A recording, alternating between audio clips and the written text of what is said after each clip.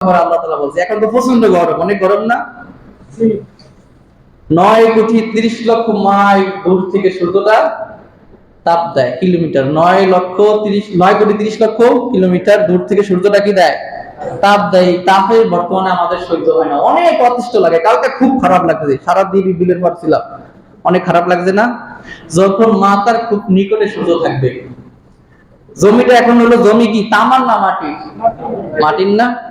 এখন যদি বলি আপনাদেরকে যে আপনাদেরকে কেউ কি 1,000 টাকা দেওয়া হবে, 3 ঘন্টা টিনের উপর খালি পায়ে দাঁড়ায় থাকবেন, পারবেন? পারবেন? পারবেন না। তামা এমন একটা পদার্থ যেটা এক জায়গায় তাপ লাগলে সব তামা গিয়ে যায়, গরম হয়ে যায়, সব জায়গায় সমান তাপ হয়ে যায়। বড় একটা তামা এনে এক জায়গায় তাপ দিবেন, দেখবেন সবটা গরম হয়ে গেছে। এই জন্য আল্লাহ তাআলা হাশরের ময়দানটাকে তামা বানাইবেন। সেই কঠিন ময়দানে আল্লাহর ছায়া ছাড়া আর কোনো ছায়া থাকবে কার?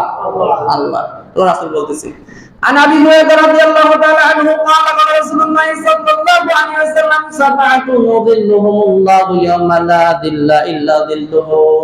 যখন আল্লাহর ছায়া ছাড়া আর কোনো ছায়া থাকবে না, মাথার খুব নিকটে সূর্যটা থাকবে, মাথার মজগুলো মাথার মারণ টকটক করতে করতে নাকের আর কানের ছিদ্র দিয়ে মানুষের বের হইতে থাকবে।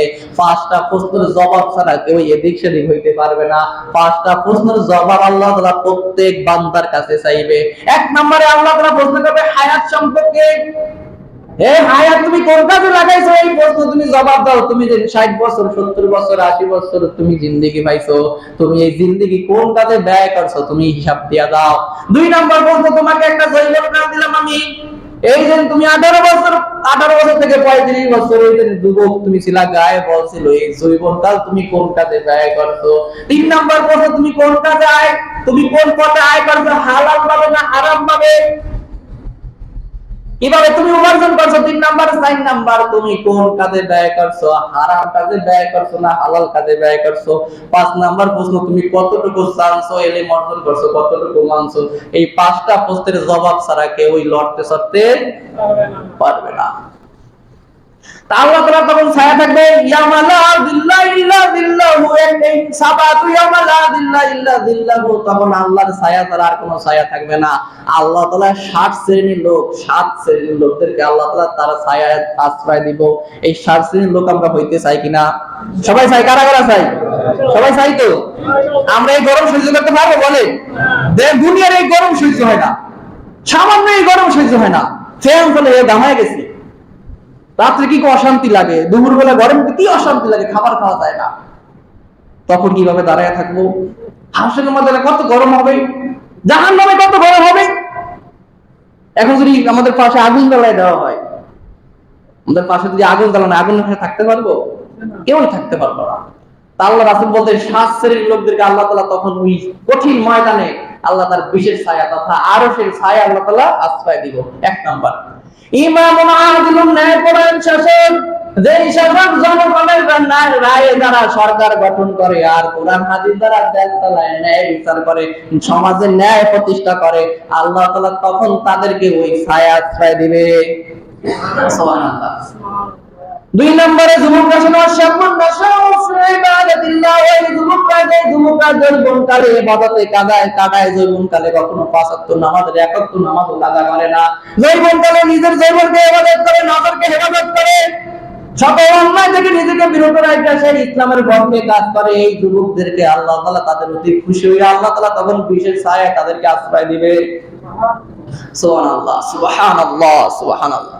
3 নম্বরে, ورجل قلبه معلق بالمسجد إذا خرج منه حتى يعود إليه, ওই ব্যক্তিকে যার অন্তরটা মসজিদের সাথে লাগিয়া থাকে, 1 ওয়াক্ত নামাজ পড়ার পর আবার আরেক ওয়াক্ত লাগিয়া যার অন্তরে টান থাকে, যখন নামাজ পড়ছে আসরের জন্য একটা টান থাকে, আসর নামাজ পড়ছে মাগরিবের জন্য একটা টান থাকে, মাগরিব নামাজ পড়ছে ইশারের জন্য টান থাকে, এছাড়া সময় ঘুমাইছে, নিয়ত করে শুয়েছেন কখন ফজরের আযান দিবে, এই ব্যক্তি যেই ব্যক্তির সাথে মসজিদের একটা টান থাকে, এই ব্যক্তিকে আল্লাহ তাআলা তার আরশের ছায়া আশ্রয় দিবে।